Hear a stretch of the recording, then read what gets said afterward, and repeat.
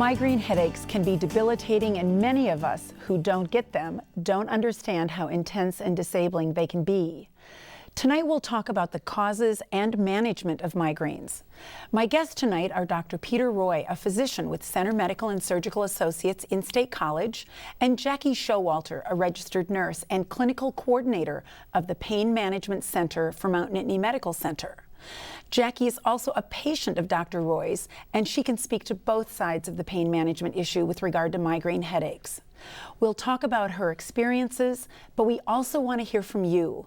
I'm Chris Clark, Director of Sports Nutrition at Penn State, and we're here to take your phone calls and answer your questions about migraines. Call us at 1-800-543-8242 to join in the discussion. To start things off, I'd like to set the stage and let you all know that over 28 million individuals, predominantly women, suffer from migraine headaches. I'd like to ask Dr. Roy if he can begin to describe what is a migraine headache and how is it different than a headache someone else might get? Well, migraine headache is a phenomenon that occurs in a wide variety of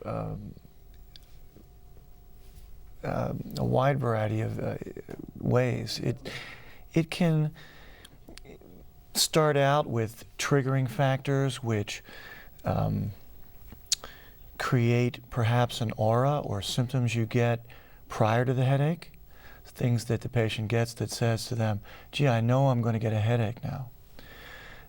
Then the headache phase can start. A migraine typically will be unilateral. It will be on one side of the head.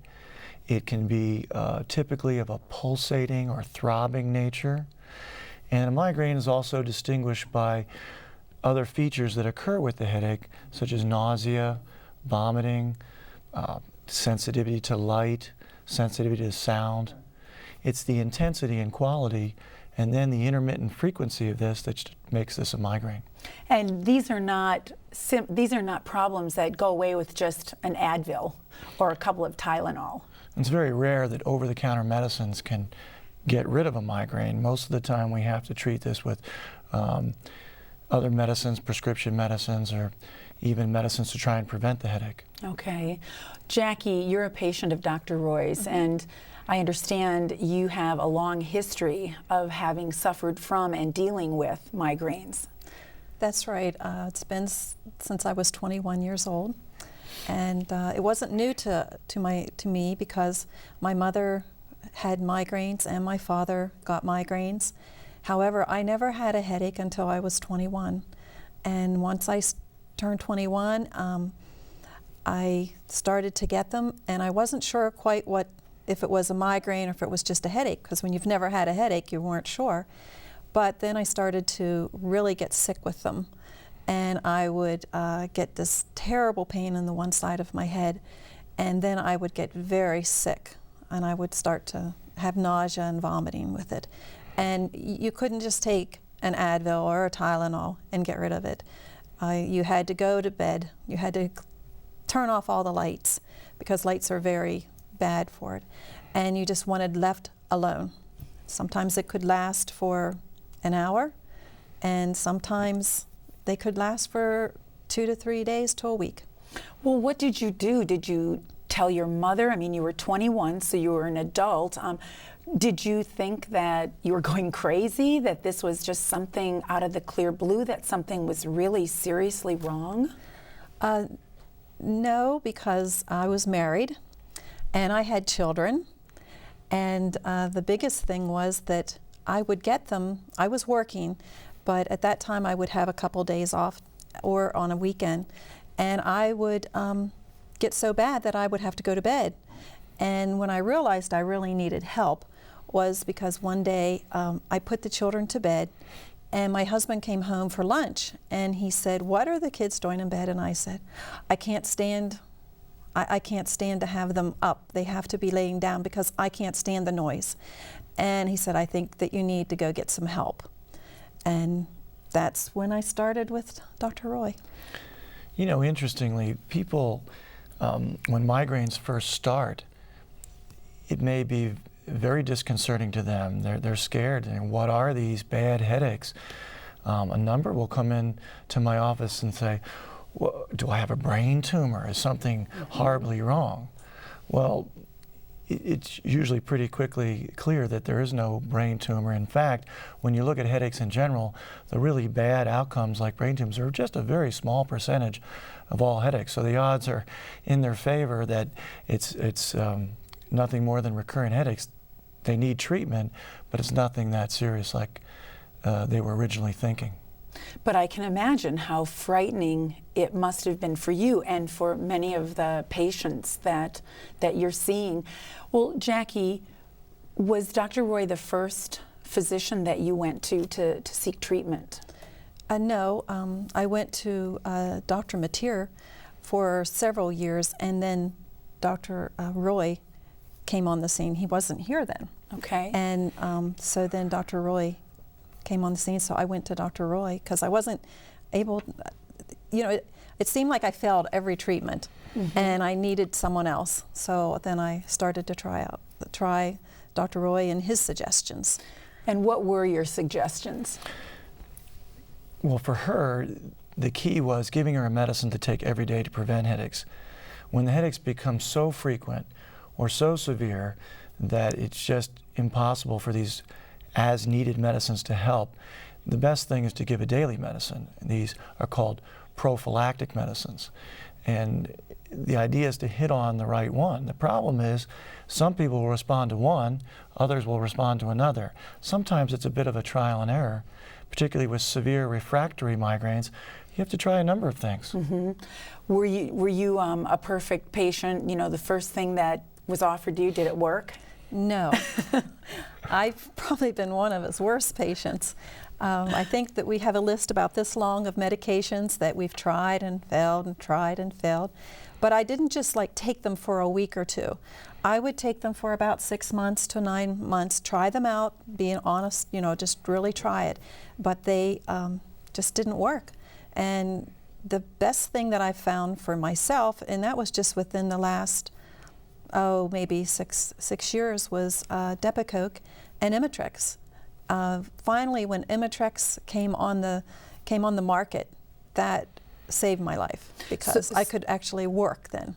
So it sounds like you can't give up. There's such a wide variety of treatments, especially pharmaceutical treatments available, that there is probably going to be a trial and error period, but you did strike it positively with Imitrex.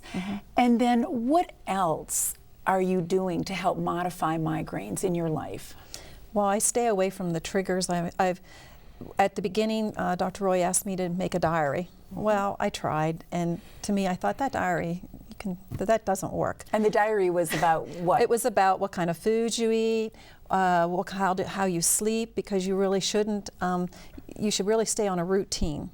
You shouldn't be up till 12 o'clock one night and then the next night go to bed at 9 o'clock. And also you should make sure that you get up at least within an hour in the morning within one another. You should eat around the same times, and then you have to watch what you eat.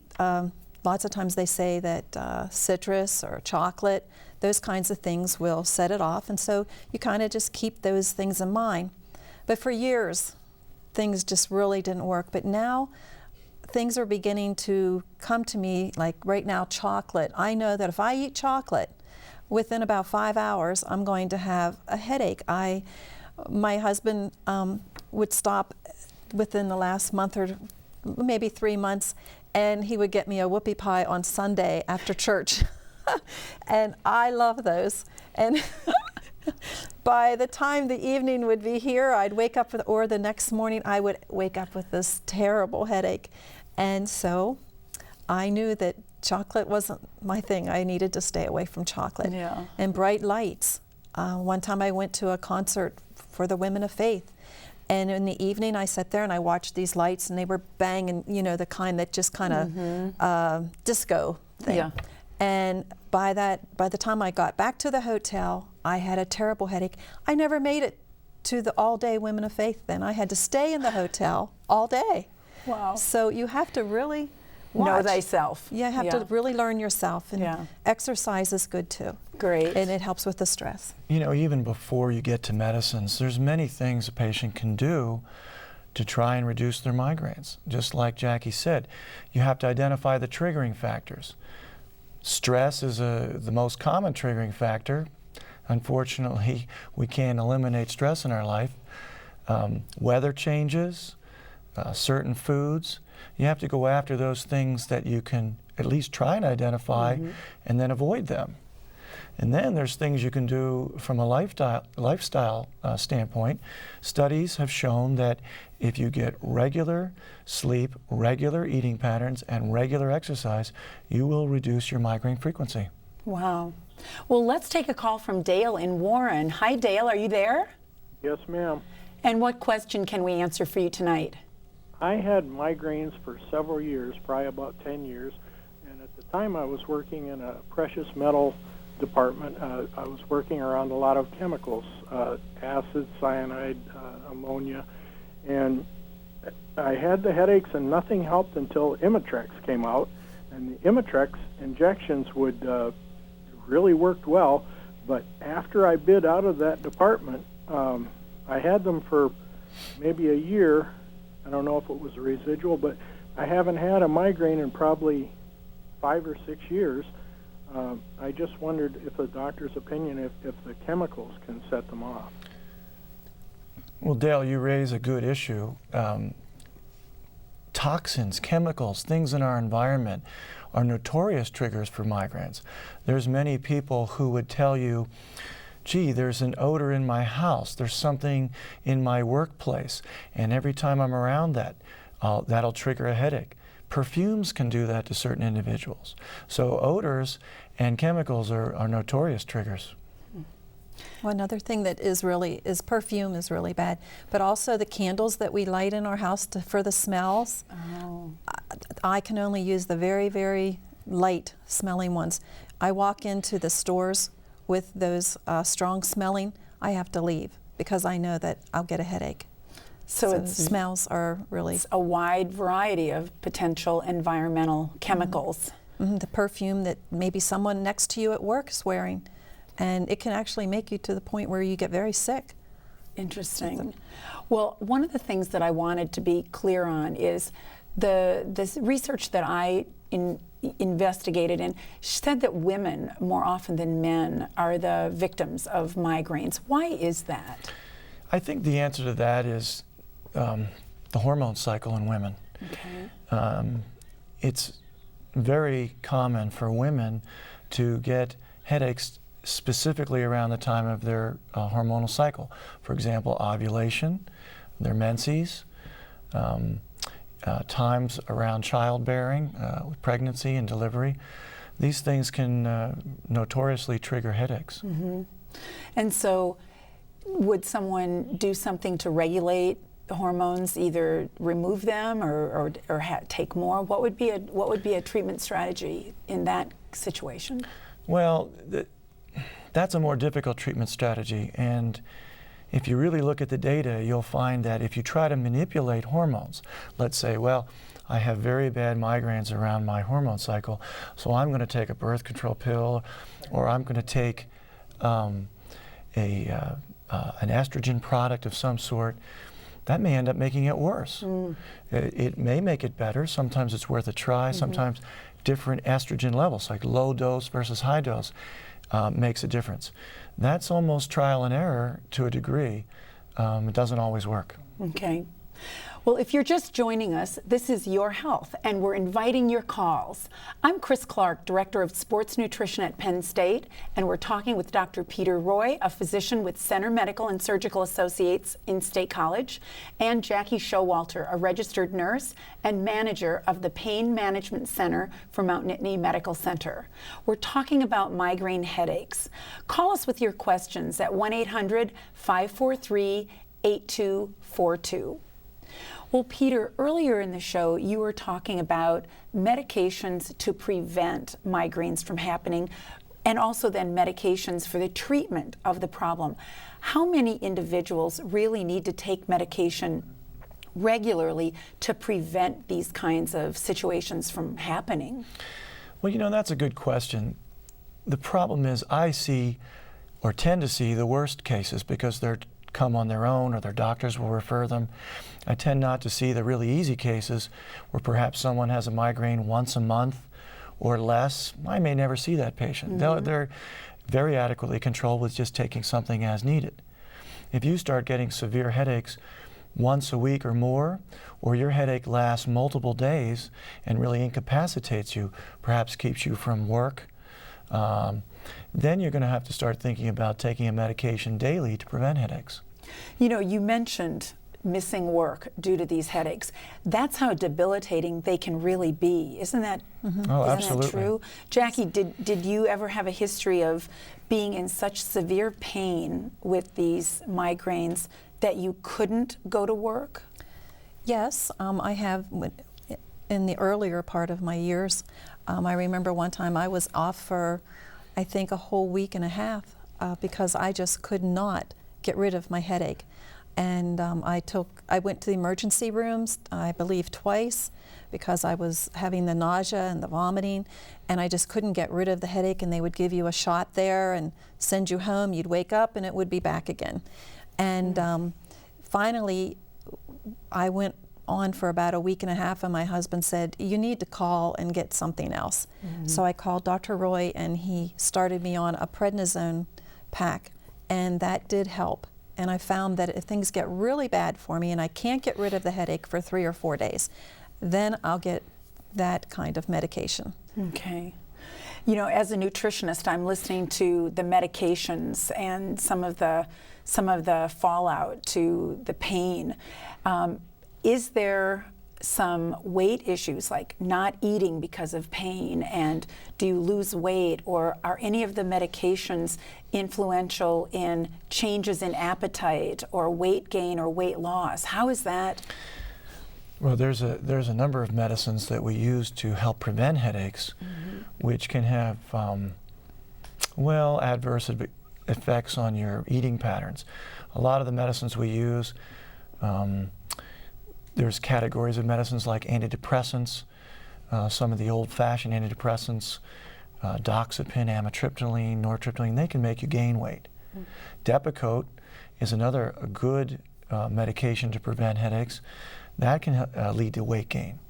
On the other hand, we have a very popular medicine now, particularly amongst women, because Topamax can lead to weight loss, and that's a very good migraine preventer. But we don't want women to take it just to lose weight. Well, I have women who ask for it, but no, you don't want to do that. Okay. Did you experience some of these issues? Yes, I did. Sometimes, though, I had to realize that, you know, that was before Depakote came out. The Elavil and amitriptyline, I took those, and yes, I gained weight, but you know, you have to realize, you have to weigh, do I want to feel better, or do I want to gain weight, or do I want to be thin? And so it was more important to be able to feel better and to be able to go to work and take care of your family. But I did take Depakote, and I gained a good bit of weight, and it had some other side effects for me. I had a little bit of a tremor, and since my father had a tremor, I didn't know if it was going to continue. And so I decided, after I think I was on it for about 4 years, I said to Dr. Roy, I think I want to go off of this. And so he said, well, let's try Topamax. And so I did, and I lost 35 pounds on it. Wow. And the Depakote does make you eat more. And I thought it was great. I lost weight on Topamax. That was great. However, it has some side effects too that some people don't have any side effects at all, and other people do. And one of them, for me, was I couldn't remember things. And there were word confusions. And you don't realize it until you go off of it as to how much it affected you. Wow. I think you have to remember that a lot of these medicines have different side effect profiles, and they're going to affect people differently. And it's also a question of the dose. The higher the dose, the more likely the side effects. Sometimes we can get away with, you know, very low doses, and people's headaches are prevented quite nicely with low doses. And so you have to weigh effect versus side effect, which is more important. Exactly. Well, let's take a call from Jackie in State College. Hi, Jackie. Are you there? I am. And what can we do for you? Well, I have a comment, an experience, and then a question. Okay. I've suffered from migraines for at least 15 years, maybe longer, because I didn't know that's what they were. And I am very fortunate that I now have a medication that works for me. But my experience was that I had a neck and upper back issue that required me to go into physical therapy for about a year. And in that period of time, as I was working through those with my physical therapist, my migraines were cut in half. And what he suggested was not that those issues were causing the migraines, but that they were setting me up so that when I had a trigger, I was going to get a migraine. And it was pretty miraculous. I still get them, but not nearly as many.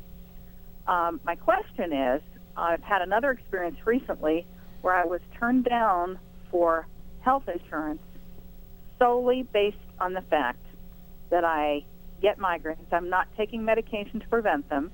I only take medication when I get them. But I was turned down because I was taking that medication for migraines. Why? That's a very interesting question. In my experience, I have not heard that. I don't believe that a migraine syndrome should cause you not to be able to be insured.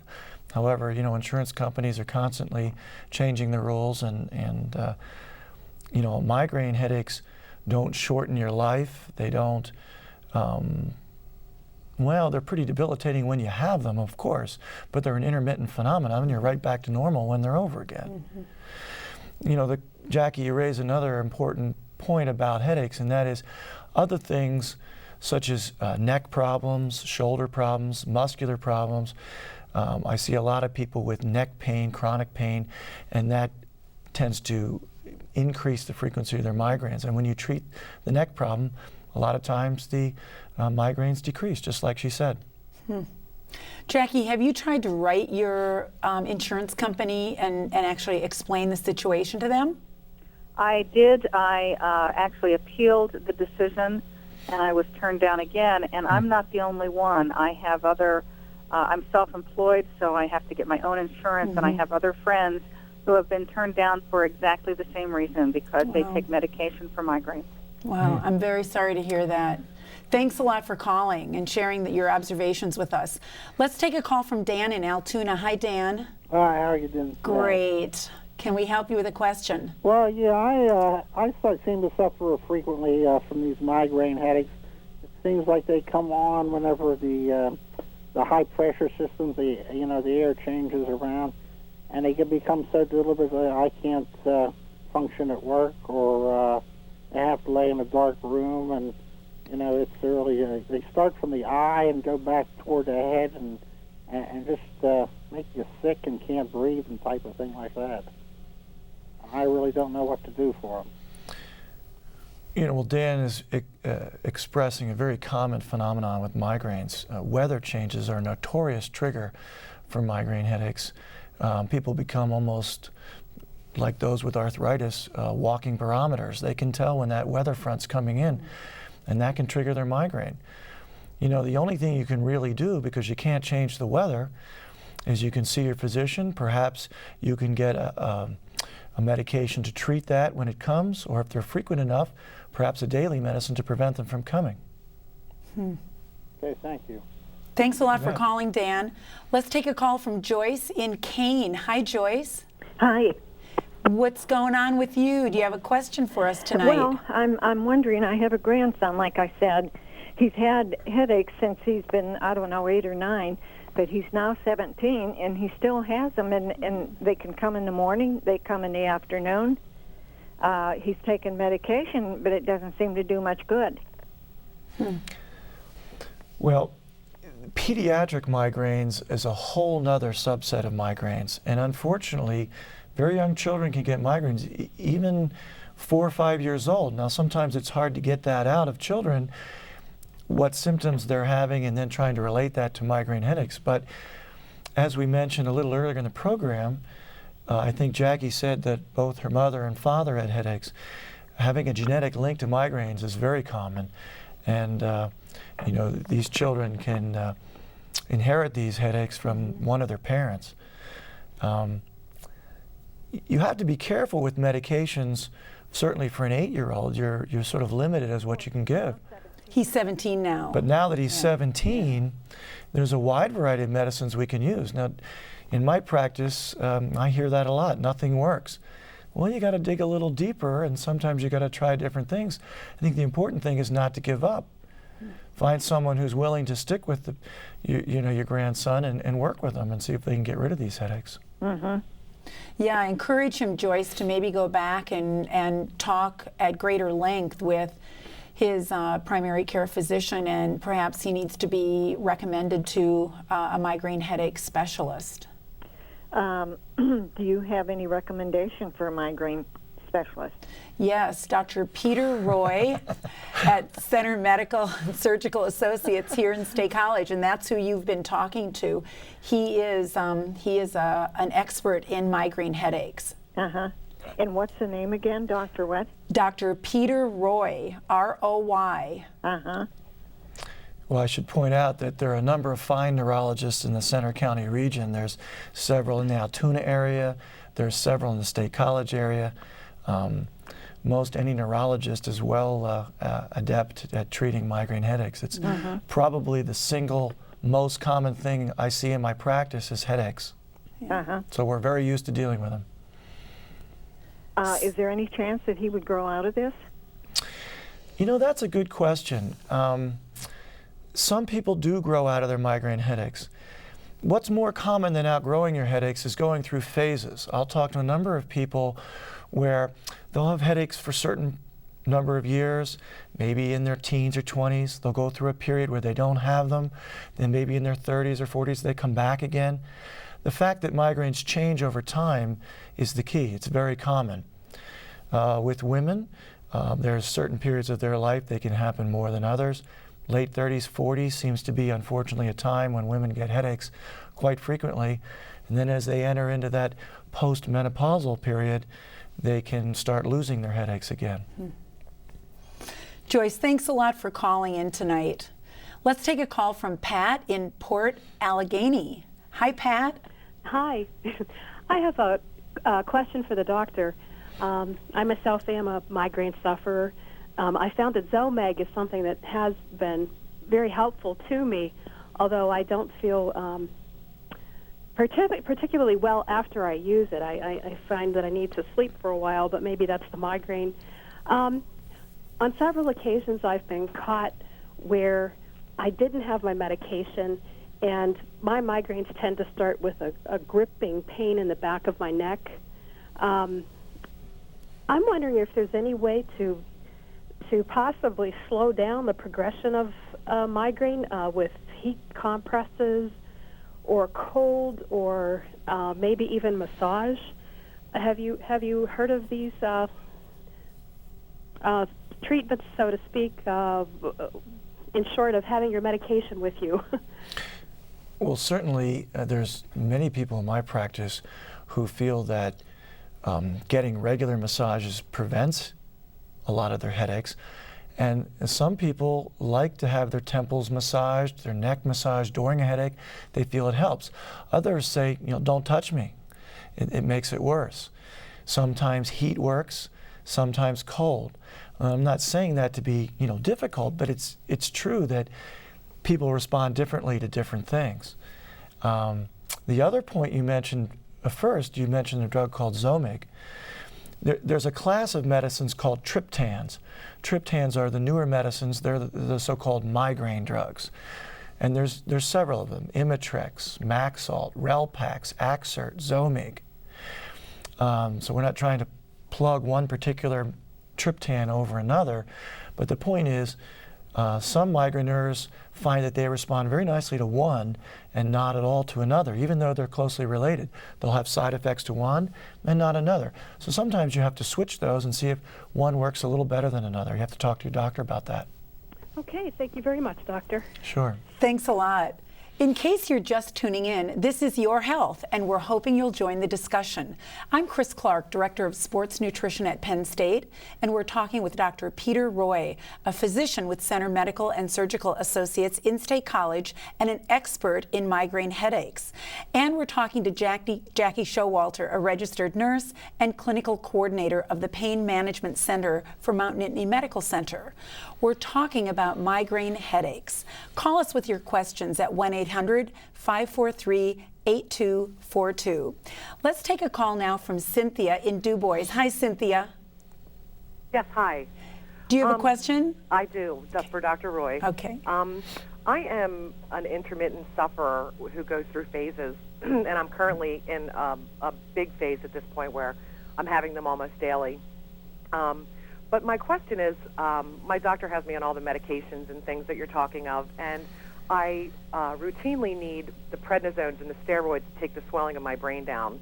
So what I'm concerned about is, like, what trauma is my brain sustaining during an incident? You mean during an actual migraine headache? Yes. That's a great question. Well, thanks. There's a lot of research going on now as to exactly what's causing a migraine. Some people will, if you try to simplify it, because we're not going to get into the very nitty-gritty of the physiology of what causes a migraine here, but it's like an inflammation of the blood vessels around the brain. One researcher called it hives of the brain. That's an unusual term for that. But the point is there's an inflammatory response going on. There's neurochemical changes. There's changes in blood vessels where you can get spasm and dilation. It's very typical, well, I won't say typical, but it's frequent that migraineurs will go through changes and phases in their migraines where they'll have them intermittently for a while. Then all of a sudden they'll transform to daily. And it becomes, a big problem with that. The treatments become more difficult then. Okay. Can I just ask one other question too then? Sure, go ahead. So I'm in my later 30s, and I'm concerned about what are the long-term effects, or will this put me at risk for future neurologic diseases as far as lesions or tumors or things like that? Have you found that to be the case as people with migraines in their 20s and such get to be 50 or 60, 70 years old? Well, again, even though these neurochemical and blood vessel changes are occurring, the vast, vast majority of the time, everything goes right back to the way it was before. There is a small subset of people who suffer migraines who can actually end up with the right imaging studies, perhaps a good MRI of the brain, magnetic resonance imaging study of the brain, they might see a little dot or a spot. Some researchers wonder if you have frequent, repetitive, severe migraines, that causes some of these little spots to occur. I don't think that's really known yet. I don't think anybody looks at it as if repetitive migraines damage your brain or somehow do anything to cause problems down the line, like I won't think as well, or things like that. However, there is such a thing called a complicated migraine. And a complicated migraine actually can be where you get a spasm of the blood vessel so severe and so long that actually does cause a stroke. Now, fortunately, that's very rare, but we do see that from time to time. Okay. But short of that, no, the migraine itself doesn't damage the brain. Okay. Thank you, Cynthia. Let's take a call from Heidi in State College. Hi, Heidi. Hi. My question is, I've been getting migraines for almost 20 years now, and they've gotten progressively worse. And the Imitrex doesn't work anymore. Vicodin doesn't work. I've tried Topamax and Depakote and Triavil and everything, and nothing works. And my question is there anywhere else to turn? And am I getting rebound headaches from taking the Imitrex? I've tried Maxalt. I've tried Relpax. They're hormonal, and during that time when I get them, it's usually a 3-day period, and nothing works. I think you've asked sort of two different questions there. First of all, I like to say, never give up. There's always something else to try. Sometimes we'll use combinations of medicines instead of medications alone. There's always something else to try. Now, I've just forgotten the second part of her question. The hormonal issue that she raised. I wondered if you can get rebound headaches. Oh, the rebound. Yes, that's right. That's what I wanted to talk about. The rebound headaches is another problem. If you take, what a rebound headache is, you have a headache, you take a medicine, that knocks the headache down. Then the medicine wears off, then the headache comes back, so you take the medicine again, it knocks it down. And you end up getting this cycle of medicine, and that can lead to what we call cyclical headaches or rebound headaches. And it's really the overuse of the medicine that's causing a increased frequency of the headache, or the fact that the headache is stops responding to the normal medicines. Rebound headaches is a problem, and the most common class of medicines that we'll see rebound headaches with will be over-the-counter medicines, Aleve, Advil, Tylenol, things like that. Rebound headache is tough because the patient wants relief, but they're making it worse by continuing to take this over-the-counter medicine. There are other medicines, Fluorescent, Vicodin, some of the things she mentioned, can cause it too. Unfortunately, you have to stop that frequent usage of these as-needed medicines to break the cycle. It can take 2 or 3 weeks for that patient to feel better, so they're going to get worse before they get better. There's no incentive for them to do that. That's why it's very important to use the daily medicines to try and prevent headaches during the time you're trying to break the cycle of the rebound. Okay, let's take a call from Jim in Johnstown. Hi, Jim. Hi. My question is maltodextrine, MSG. They cause headaches for me, and since I stay away from it, I've gotten rid of them. Is there other food products that'll do this too? In my experience, there are a wide variety of food products and chemicals and food additives that can trigger migraines. MSG, you mentioned, that's a very common one. I've seen people tell me tomatoes, citrus fruits, bacon or hot dogs, red wine, cheeses.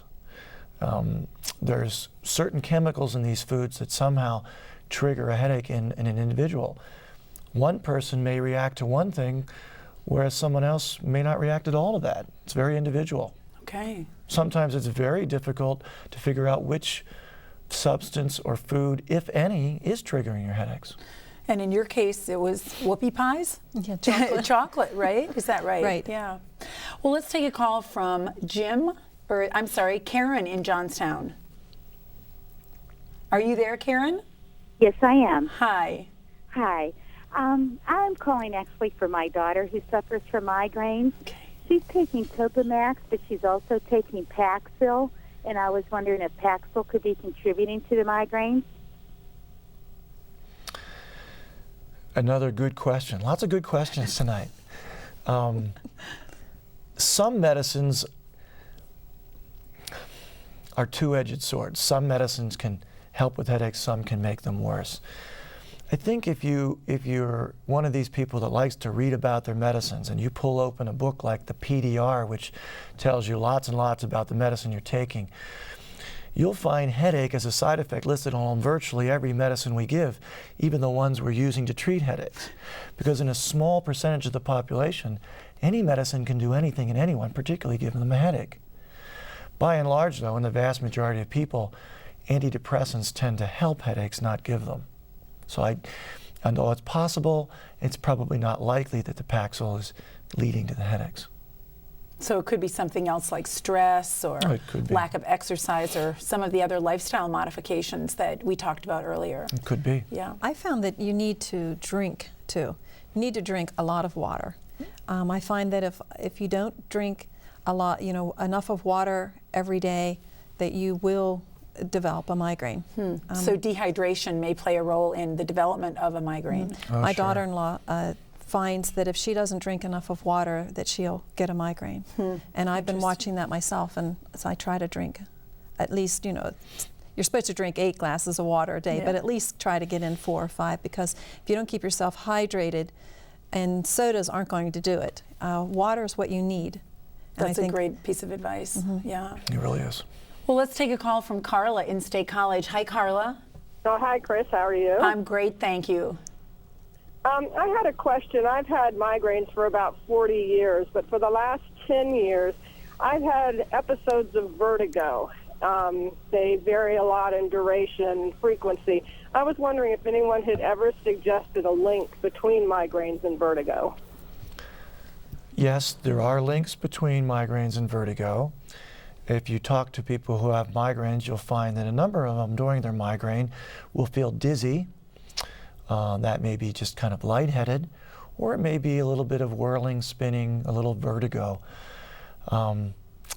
But that's not probably what the caller's talking about. If you have a significant, severe, vertiginous attack where the room is just whirling and spinning and you can't keep your balance, that may be a vasospasm, a migraine, if you will, in the inner ear, because there's blood vessels in the inner ear that supply the nerve to the inner ear.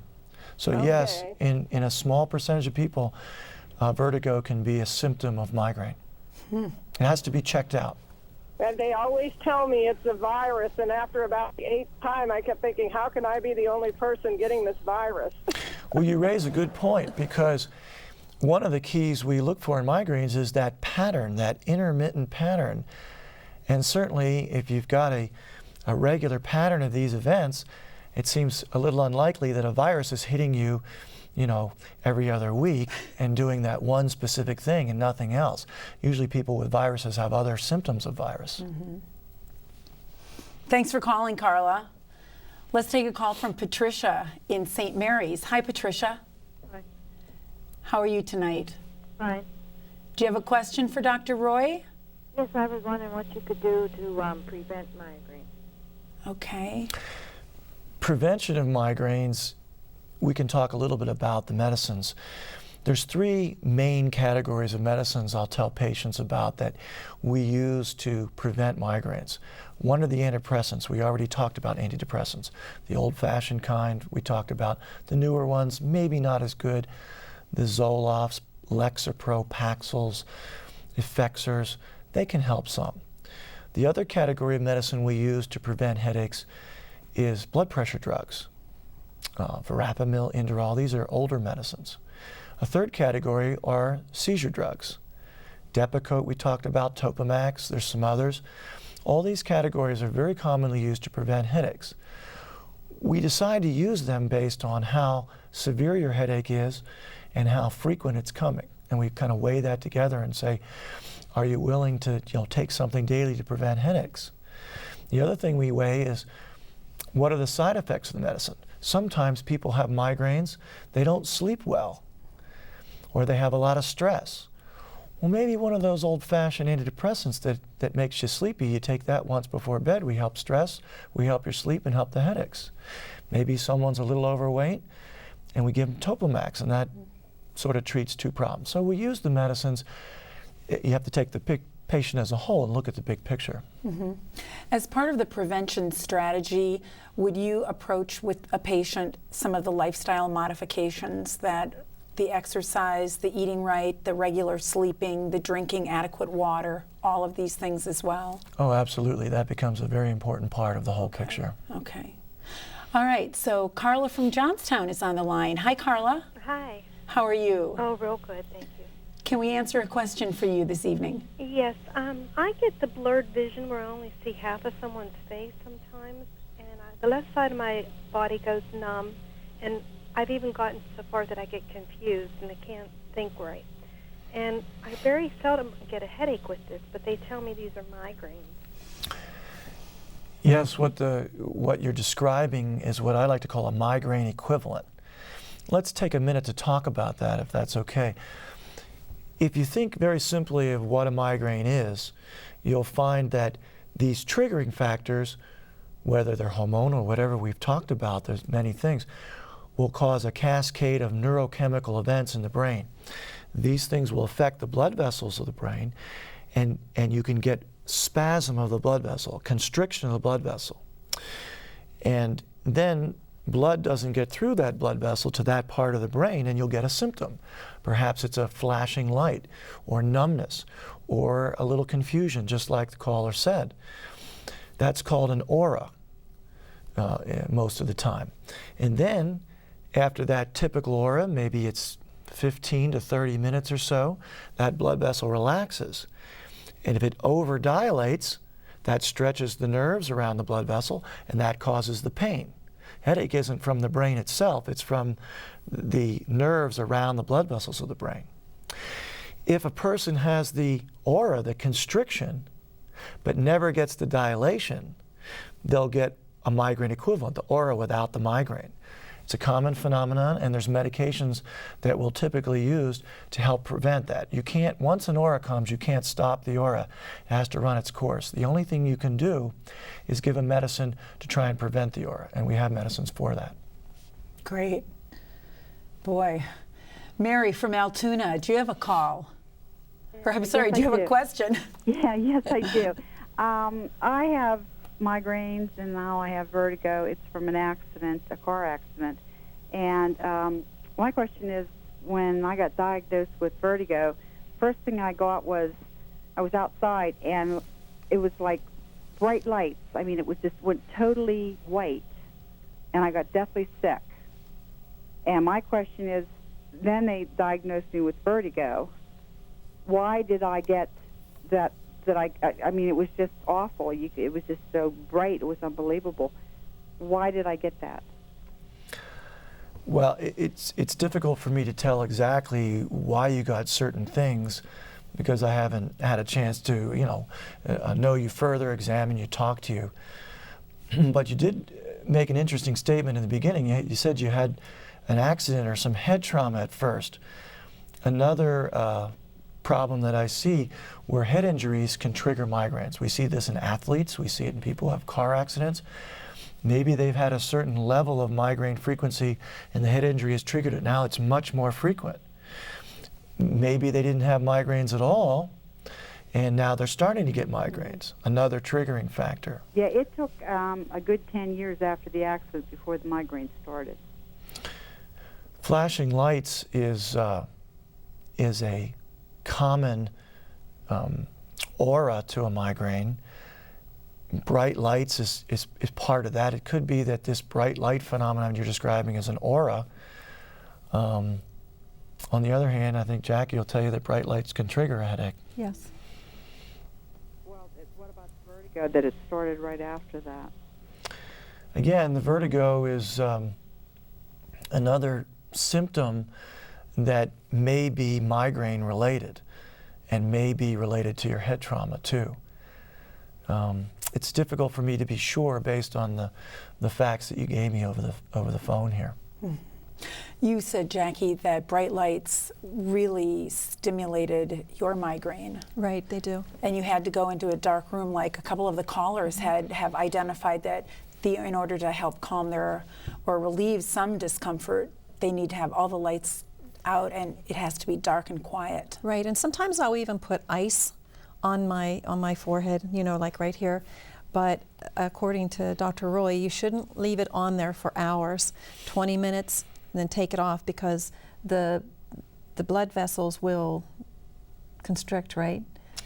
And then they'll dilate, so they'll go back into spasms, even though you'll feel so much better with the ice on there, but you need to take it off. Okay, let me just ask this now that she's talking about the ice and the headache. When people eat ice cream or drink something really freezing cold and they get a phenomenon in their head like a headache, is that a migraine? That's a very special subset of migraine, yeah. We can call that an icepick headache. An icepick headache? Well, that's a common phrase for it, where you get this sudden, sharp, stabbing point of a pain in some part of your head, and sometimes it's triggered by cold, like ice cream. What happens is,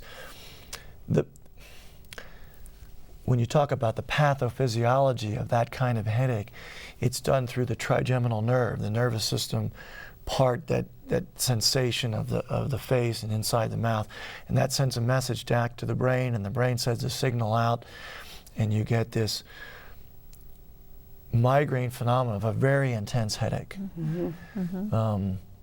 Some people, you know, that's another kind of headache that people feel, oh gee, am I bursting an aneurysm in my head? It can be a very intense headache. It's very disconcerting. Yeah, I mean, I've experienced that, and I actually wasn't expecting you to say that it was a subset of a migraine. But all right, well, let's take a call from Patty in Lewistown. Hi, Patty. Good evening. Thank you for taking my call. You're welcome. I had gotten migraines for many, many years. I no longer get migraines, but I am now getting injections into my one eye for wet macular degeneration. Is there any connection between migraines and wet macular degeneration? I'm afraid I don't know of any correlation between having frequent or long-standing migraines and then getting macular degeneration. That's just not a link that I'm aware of. Is there any connection between other people's cigarette smoking in office and getting migraines? Yeah. Oh, well, certainly odors and smoke can trigger migraines, most definitely. Okay, thank you. I worked in offices for many years where people were allowed to smoke. I never smoked myself, but I got a lot of migraines when I was working in the offices. Thank you so much. Sure. Another interesting phenomenon I'll hear from patients is fluorescent lights. A lot of people don't have problems in incandescent lights, but when they get under fluorescent lights at the office, there's a flicker to that. Sometimes you don't notice it, sometimes you do, and that can trigger migraines. It's absolutely a phenomenon. So we have talked a lot about all the different factors that can influence migraine headaches. Is there anything that we haven't covered that you want to bring up? One thing that I thought, and again, just as a nutritionist, is the idea that hot dogs or bacon or sausage, food products that can contain additives or preservatives like nitrites and nitrates, those can be chemicals that can cause or stimulate the onset of a migraine. Is that right? Absolutely. And Jackie, is there anything else that you would like to add before our close this evening? No, I think that we've discussed about everything. Okay. Yeah, I do know that smoke, though, really can really make your migraine get worse, or it can, precipitate one. Okay. And go ahead. Well, I'd like to say to the listeners and the viewers that there's a lot of people who have migraine headaches. They're underdiagnosed. As many people who could be coming to doctors aren't coming to doctors. We have a lot of different ways to treat migraines, and there's no need to suffer. Come in and we'll talk about it, and let's see what we can do to help you. That's great, and the never give up attitude. I really heard that, and that is very inspiring because I certainly have learned a lot tonight, and in a bit of research that I did prior to the show, and it makes me feel like we can be inspired that there really is help out there. It's just that people need to say to themselves, I need to keep going. I need to keep searching. So let's take one more call from Bonnie and Warren. Hi, Bonnie. Hi. Let's try to answer your question. What would you like to ask? I guess I was wondering, when you have a migraine, if it's normal. When I do vomit, it always seems to get to that point if I don't take the medicine soon enough. Why it is that when I vomit, it's like a yellow bile every time. Is that normal? Is it like my body's trying to get rid of? I feel like it's a poison for the migraine almost. Well, it might feel that way. It's not really a poison. The fact that it's yellowish tells me it's normal gastric contents. It's actually a good color to have. Vomiting is frequently associated with migraines, and a lot of patients will tell me after they vomit they feel better. I don't know if Jackie has that experience or not. At times I have, and other times maybe you'll feel really good for about an hour and then it'll come back. Okay. But I do know that my brother gets migraines, and that's what he does. He goes in a dark room and he waits, and then he vomits, and then it's over. Wow. It's over. Well, that's a very interesting question. It's fascinating to know that individuals really don't know how their symptoms manifest themselves and all the aftermath, if it is normal, and how to interpret this. So I think that people need to find a doctor that will work with them, and not that he won't give up either, because many times Dr. Roy could have said, I just can't do anything more for you. But instead he said, let's try this. And you have to be willing to try it for longer than a month. You have to be willing to try the medication before you give up, because you can't give up. It sounds like the practitioner needs to have a very good capacity to listen to the patient, to listen to their story. Yeah? Would you agree? Yes. We hope so. Yes. And I imagine you spent many hours talking about what you were experiencing, and that's what people need to do. So keeping the journal, is that what would you recommend someone, if someone was listening and wasn't really sure if their headache was truly a migraine, prior to calling a medical specialist, would you encourage people to keep track, keep a journal? I always encourage a journal. Keep track of your headaches, all the factors about them, try to look for triggering factors. It's very useful to keep a calendar or a diary. All right. That's all the time we have tonight. I want to thank Dr. Peter Roy, the specialist in migraines at Center Medical and Surgical Associates in State College, and Jackie Showalter, a registered nurse and clinical coordinator of the Pain Management Center for Mount Nittany Medical Center. I also want to thank all of you for listening tonight and your calls and comments. I hope you'll be here with me on April 3rd when we'll be talking to Dr. Penny Chris-Etherton, a leading international researcher in dietary fat and trans fat, and Dr. Peter Bordy, Associate Professor in Food Science, who spends considerable time on food development and ingredient issues related to trans fat. Until next time, for Penn State Public Broadcasting, I'm Chris Clark. Good night. A copy of the program you've just seen can be purchased through Penn State Media Sales at mediasales.psu.edu or by calling 800-770-2111.